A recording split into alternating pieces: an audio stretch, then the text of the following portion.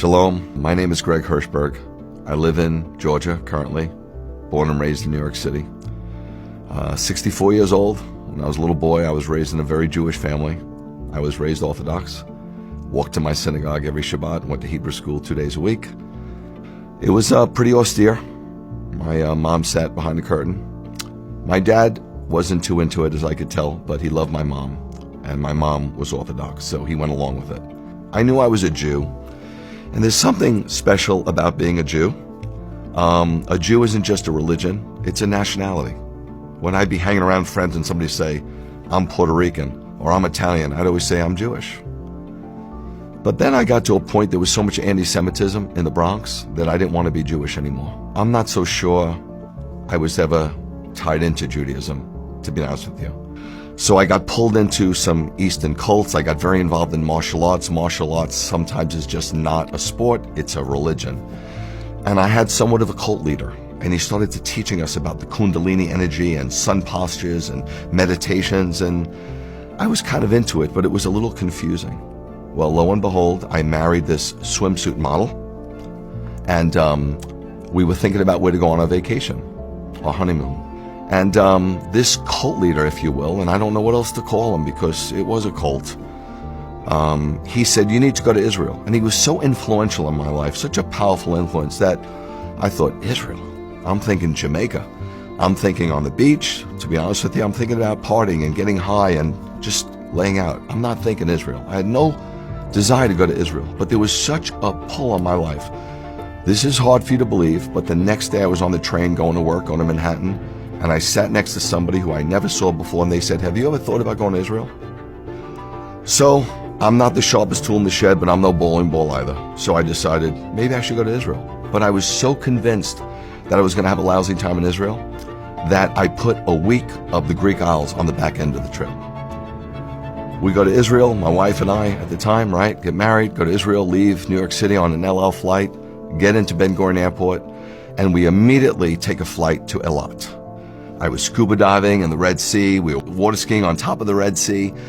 We were going out to restaurants, partying, dancing, having a great time. Then we came to Jerusalem about 5 days later. There's an Armenian corner and a Christian corner and a Muslim corner, and it was shocking to me. And I didn't really enjoy it, but we went out to some great restaurants. We just saw some sights on our own. We're having a pretty good time, but I'm thinking, I got to get to Greece. Well, we had 1 day left. 1 day left to the trip. And I said to my wife, let's get a car and let's go up north. And so she said, why? I said, I don't know. She goes, no. She goes, where do you want to go? I said, I remember hearing something about a place called Tabor, a mount where something pretty special happened. Let's just go there. So we drove up, and we didn't know where we were going, so there were hitchhikers. It was 1989. So a guy was hitchhiking. And so I took him where he was hitchhiking, and I look over to the left, and I see this mount. And it's very strange, but the mount was calling my name. I felt as if somebody had a rod, and they casted it off the top of that mount, and the hook went into my chest. And as I'm driving up, I got a little exasperated. So in reality, we're looking for this Transfiguration Mount because something happened there, right?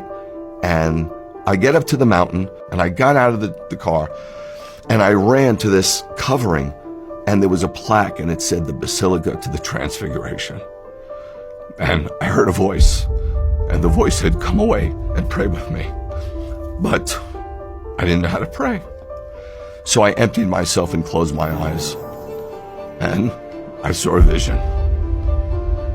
And I know that sounds weird, but people all over the Bible saw visions. And I went to a trance-like state. And I know that sounds new age, but Balaam went into a trance-like state in the Bible. And others have. And I saw the eastern sky open up. And I saw somebody come out of that eastern sky. And it came down and descended. And his face shone like the sun, and his clothes was white as light. And he pressed himself up against me. And the first thing he said is,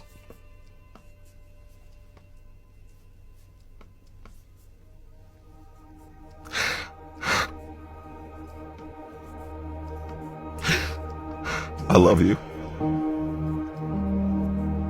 And I remember crying for a really long time. My wife says maybe it was about 20 minutes. And I looked back, and it wasn't tears of joy, and it wasn't tears of pain. It was like a sanctification. It was like a cleansing. Like all the crap, all the Eastern thought, all the nonsense, all the religion just came out of me. I didn't know anything about the Holy Spirit. I didn't know that God can enter your heart and live in your tabernacle. So I thought God was on the mountain. And I remember talking to God and saying, I'm so sorry that I have to leave. I don't want to leave.